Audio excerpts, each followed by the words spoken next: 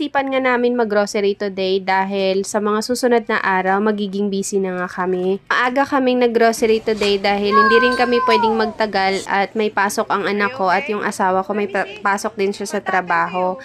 Dito na nga din pala kami kumain ng tanghalian / breakfast. Cause why not, char?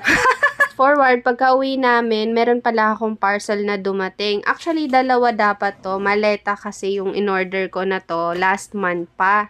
Pero wala pa yung isa at in-unbox ko na lang yung na-deliver na. So far, okay naman siya. Hindi siya ganun kaliit, hindi rin siya ganun kalaki. And very spacious siya sa loob. Mga maleta ko kasi before, nasira na. So, pagka-aalis kami, ay wala akong nagagamit kung hindi eco bag or sako bag. So, parang ang bulky kasi niya pag lagi ko yun dinadala ng ganun yung sitwasyon or yung ganun yung lagyanan ko. So, ayan na, habang may cashback si hubby or si mister, ginamit ko na yun yung cashback niya para makabili nga ng maleta na to. Ako nga pala to ng 1,600, isang maleta na. So, okay naman siya. Hindi nga lang siya ganun ka-durable or yung pangmatigal. Hindi naman yung maleta dumating, wala namang scratch or anything. Pero dinedemo ko nga sa asawa ko na wag niyang parang kalad ka rin kung hilahin or bitbitin kasi masisira talaga siya kagaya ng mga nakarang maleta.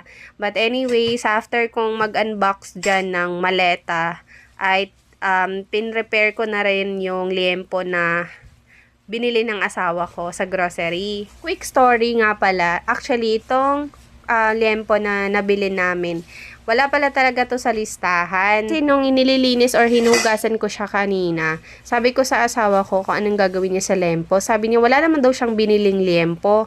So, tiningnan ko nga, nandun naman siya sa resibo, pero ang sabi ng asawa ko, hindi niya daw yan pinatimbang doon sa sa dicer. Ang sabi niya, baka ibang nagpatimbang na customer sa kanya na ibigay, hindi niya rin napansin. Pero yun nga, nabayaran naman niya. Ang lang, wala, hindi lang daw niya alam bakit may liempo. O, diba? Ang galing. Taka kasi ako dahil yung binili niyang karne, medyo naparami. Maliit lang kasi yung freezer namin. Tapos itong si Jace ay gusto niya ng apple. Kaya, pinagbalatan ko muna siya. Pero kinagat niya nga yung naunan kanina na hindi pa balat. Kaya medyo nagduduwal siya dyan. At nagalit nga ako kasi sabi ko hindi siya makapag-antay. Gusto niya na agad kumain. Ewan ko ba sa batang to, medyo